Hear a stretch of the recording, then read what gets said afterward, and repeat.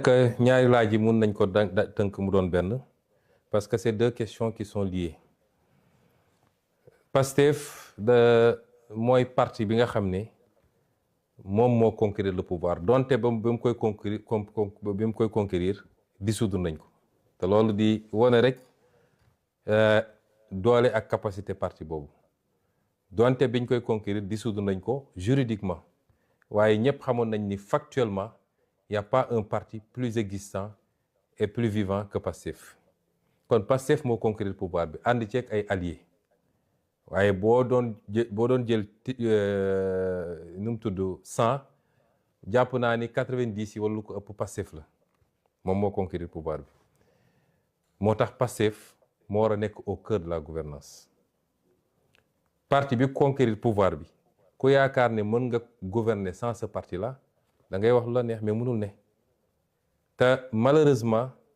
am na ñoo xam ne loolu la ñuy dox loolu la ñu essayé gëmloo ay nit ne leen on peut faire sans Pastef. Pastef est au cœur de la gouvernance par ñii nga xam ne moo ŋànk nguur gi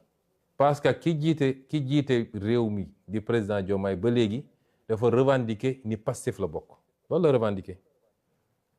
kii premier ministre moo jiite Pastef li ëpp ci ministre yi Pastef la ñu bokk député ya la ci ëpp Pastef la ñu plus de 80% de l'Assemblée Pastef la ñu kon loolu kan moo xalaat ni mën nañu gouverner réew mi sans Pastef mu des nag lan mooy impact Pastef ci gouvernance bi man de tant que je serai premier ministre la gouvernance va refléter le combat de Pastef xeex bu mu jar nañ ko xeex ci biir la gouvernance va refléter lépp loo xam ne jàpp naa ni lii bokkul ak li taxoon ñuy xeex dinaa ne déet ba tëdd ci suuf te su ma ko mënee bloqué ko su ma ko mënee delloo ko tant que je serai premier ministre moo tax ma ne ñaari dafa lënkaloo lan mooy avenir u Ousmane Sonko dans le gouvernement man je vous ai toujours dit que je ne me focalise pas sur un poste particulier am na ñoo xam ne tey su bëggoon jot li ñuy dox mooy nu ñuy fexee ba Ousmane Sonko bañ a nekkati premier ministre parce que fileeg maa ngi fi la ñu bëgg mu yomb ci ñoom ay lobby la ay ba ci suñu biir ma wax leen ko am na ñoo xam ne tey seen pexe su wangoor mu doon jot mooy dañuy dem sax di déyaate di wax lu ne waaye nañu fexe moom comme affaire am dafa métti mbir mi dafa dëgër et cetera dafa mel ni moom mooy président balaa may dee ñu ne premier ministre super fort man je suis pas un premier ministre super fort man maay le premier ministre bi gën a néew pouvoir dem leen ngeen jël le décret de répartition des services bu Abdallah Boun Dionne ak ñi ko jiitu ci premier ministre ba bi ñuy tas primature parce que bi ñu dellu see primature jotuñoo def yooyu donc sooy jël baromètre da nga koy jël foofu di ngeen gis ni maa gën a néew ay pouvoir ci premier ministre yi fi jaar bëri na ay services yoo xam ne mi nga woon primature tey ma nga présidence de la république réclamé wu ma ko parce que man xëccoo ma pouvoir la primature n'est pas forte parce que dañ maa jox ay super pouvoir la primature est forte parce que man maa fa nekk dafa am loo xam ne je le dis avec toute l'humilité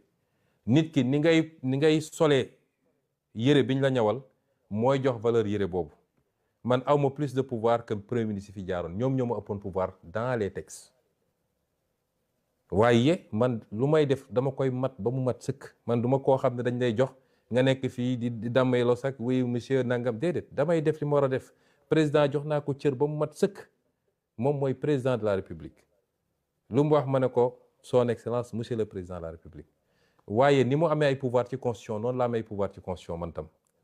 nit ñi dañoo foog ni premier ministre benn appendice la déedéet constitution da ko jox pouvoir il est le chef de l'administration il est le chef du gouvernement et il conduit la politique de la nation loolu kan moo ko ëpp cër lenn moo ci des mooy président moo yor décret mooy nommé bis bu ma wooyee ne ma bëggatuma nga nekk premier ministre ma dellu toog mais je suis le premier ministre du Sénégal te dama koy xool leen premier ministre France wala feneen ak feneen est-ce que xam ngeen ni en France le président n'a pas l'initiative de la loi c'est le premier ministre qui définit la politique de la nation en France ñooñu ñoo ëpp pouvoir foofu ko suñu premier ministre yi am na ay réformes yu war a ñëw nee nañ dañuy changer lu bëree bëri man réclamer mu benn pouvoir man li ma yor doy na ma sëkk te réforme buy amit parce que léegi damay dégg président de la république ne je veux un premier ministre super fort réforme du président de la république moom moo naan je veux un premier ministre bu mel nii wala ne réforme yi c'est pas pour le président c'est pour le Sénégal réforme yi suñ koy def duñ ko def parce que le président lii la bëgg ou le premier ministre lii la bëgg ou diw et aucun d'entre nous n'a le pouvoir seul de déclencher des réformes parce que sooy def réforme par exemple réforme constitutionnelle su dee da ngay jaar par la voie parlementaire assemblée nationale lay dem kan moo yor majorité assemblée nationale c'est Pastef président mënul def réforme sans Pastef bu dee da nga dem référendum kan moo yor référendum c'est le peuple qui va voter kon réforme yi du man maa koy bëgg mu nekk du président moo koy bëgg président day proposer il propose ces réformes parce que dañ ko fal ak programme mu ne Sénégalais lii ak lii laa bëgg a def bu ñëwee day def na lu baax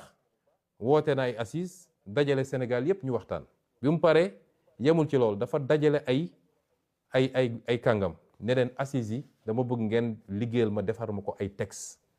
mooy li mu annoncé keroog 31 décembre ñooñu def nañ ba pare day jël texte yooyu yóbbu ko assemblée nationale nag am sañ-sañu càmbar texte yi virgule par virgule c'est pas parce que président moo ko andi rek dañuy voter les yeux fermés bu ñu gisee ni doy na leen ñu voter bu ñu gisee doyu leen du ñu voter moo tax nag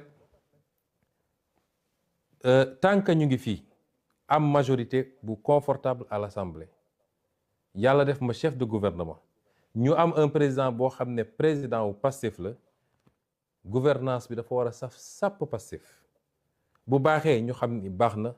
on rendra compte au peuple bu bonee tam ñu xam ni bon na peuple bi jël ses responsabilités c'est comme ça que ça doit se passer bu demeewul noonu it parce que man j'ai pas de problème man poste premier ministre bi yàlla xam na ni la ma ci gën a ragal mooy su ma fi jógee parce que je dis avec humilité après 2 ans nous avons été un verrou contre énormément de choses le système chaque fois je le dis il est encore là te bés bu ma randoo mu def ne ma daan def man loolu moo ci sam problème man premier ministre jëluma ci salaire jëluma ci avantage suba ba ngoon jot damay liggéey ba bejaaw kon man je ne me focalise pas sur un poste particulier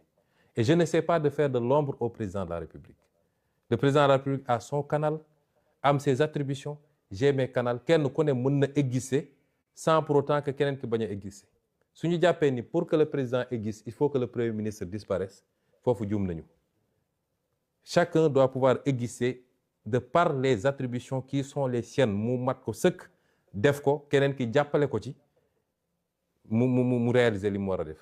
et c'est comme ça que je vois les choses maintenant situation bi ni mu posé wu nii si le président est aligné à son parti le débat ne se pose pas si le président n'est pas aligné à son parti te ñu bokk di gouverner on est dans une situation que je qualifie moi de cohabitation douce une cohabitation douce parce que parti ba moo yor majorité assemblée nationale moom jusqu'à preuve du contraire moo yor premier ministre ba keroog président ne premier ministre bëggatuma kon suñu demoon ba bokkuñu gis-gis ñu war a yore réew mi on est dans une cohabitation douce raisonnable et raisonnée suñuy contradiction ñu koy gérer di essayer seet li nga xam ne mooy les convergences ñu dem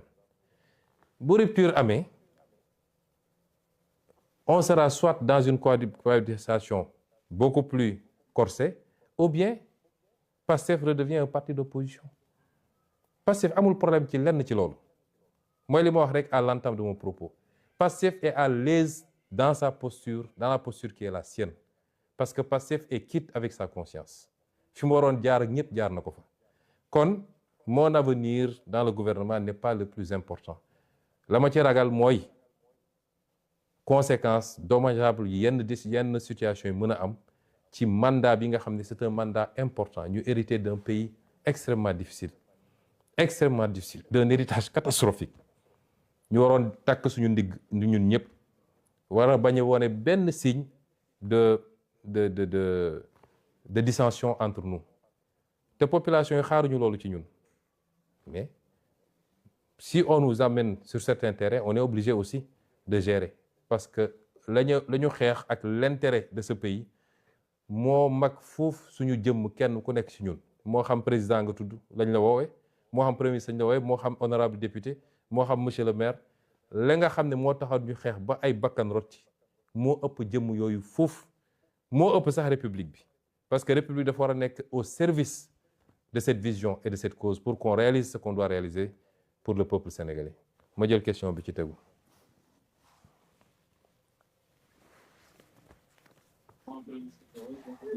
merci président dañuy dem ci diaspora bi premier intervenant diaspora bi muy diaspora Europe je précise mi ngi nekk Pays-Bas mu di Casimir diñ lay jox kàddu gi bu ñu paree ñu dem diaspora Afrique question yi bu gënee gaaw rek comme ça comme ñu ngi jege ndogu ji. waaw bonjour monsieur le président. c'est Casimir. Bonjour Casimir. Donc damay wax sur le nom de toute la diaspora je pense qu'après 2 ans au pouvoir diaspora bi war na am benn rencontre ak yow parce que nous sommes une diaspora de la contribution. D'où ma question suivante. Monsieur le président bi nga ñëwee Milan da nga def benn présentation presse plan de redressement économique et social ma jëloon ci kàddu di doon laaj est-ce que aujourd'hui le parti PASTEF mettre na en place un réseau boo xam ne ni les entrepreneurs patriotes de la diaspora dinañ mën a ñëw renforcer liggéey bi nga xam ne da ngeen koy def au niveau des presse de la presse du plan de redressement économique et social. Est-ce que am na ay canaux yoo xam ne ni dinañ ci mën a ñëw pour ñooñu teg ñu ci yoon ñu mën a jàppale le gouvernement ci liggéey bi nga xam ne ni dafay renforcer les PME ba nga xam ne ne jafe-jafe gerte yi duñ ko am parce que dina am des entrepreneurs assez solides pour accompagner le gouvernement dans cette politique-là di leen jaajëfal bu baax. jërëjëf Casimir ci laaj bi ñu ngi nuyu waa Europe yëpp dinañ fa ñëw bu sedd bi jeexee rek ndax man ñëwewuma seen sedd yooyu dinañ ñëw seet si leen ñu waxtaan bu baax incha allah di leen féliciter encore ci seen taxawaay ndax ñëpp xam nañ diaspora bi li ñu taxaw ci liggéey bi ak ci xeex bi ñu ngi leen ci dellu féliciter bu baax. di wax tamit ni question bi nga laaj dafa am solo mais importance bi ñu jox diaspora bi ñëpp xam ngeen ko moo tax président Diomaye dafa teel a wax ni dafa bëgg ñu instituer la journée de la diaspora muy une première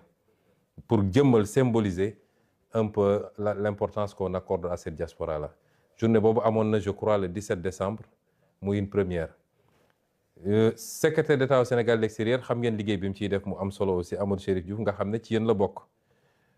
gis nga mosuñoo am autant de responsables de la diaspora dans un gouvernement au Sénégal dans les responsabilités à toutes les responsabilités DG etc. loolu c'était pour montrer que vraiment la diaspora c'est pas seulement pour envoyer de l'argent mais compétence yaa ngi fii te war nañu mën a ñëw participer au développement de ce pays noonu lañ ko continuer soo seetloo sama communication conseil des ministres bi passé mercredi bii rek il y a 4 jours dama annoncé une initiative extrêmement importante pour la diaspora un fonds commun de placement immobilier pour la diaspora boo xam ne concept bu pare nañ leen convoquer yéen ñëpp wala ñëw seet si leen c'est un concept boo xam ne l'urbanisation du Sénégal à travers tout le Sénégal loolu rek mën na ko régler les 2200 milliards ou quelque chose comme ça qu'on envoie uniquement pour la consommation comment les orienter mën a continuer régler la question de la consommation tout en générant des actifs yoo xam ne dootoo leen sax soxla di envoyer après actifs yooyu mooy générer les revenus pour soutenir les parents loolu da nga koy booleeg li nga wax mooy liggéey bi tey nos priorités c'est l'élevage c'est les secteurs productifs diaspora bi comment faire pour ñu ñëw PME PMI nga wax nii le secrétaire d'État présenté na temps le plan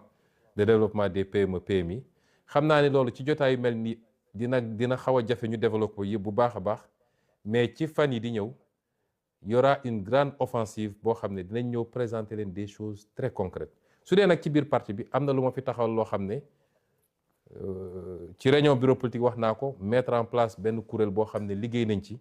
ak ñu bëri ñoo xam ne am nañ ci expérience parce que ñi doon gérer ay structures yoo xam ne ci loolu la jëm pour que ñu xool donte ñun njaaxaanaay la ñu tëddee nous sommes là pour tous les Sénégalais mais jàpp nañ ni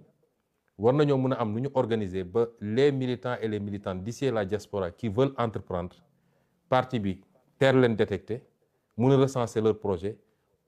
accompagner leen ci formation orienter leen fi ñu war a dem loolu am na lu ñu taxawal loo xam ne spécifiquement pour ça la au sein du parti ñi ci bokk mun naa leen lim ñu ci bëri ñi ngi doon gérer ci structure yu mel noonu te jours yi di ñëw xam naa wala semaines yi di ñëw yooyu bokk na ci initiative yu bees yoo xam ne dinañ ko présenter les militants et les militantes pour ñu xool ni ñoom ñu gën a mun a dugalee seen loxo ci liggéey bi parce que j'ai tendance à dire que nit mun na def lu ëpp foofu te yorul poste directeur ou directeur général ou ministre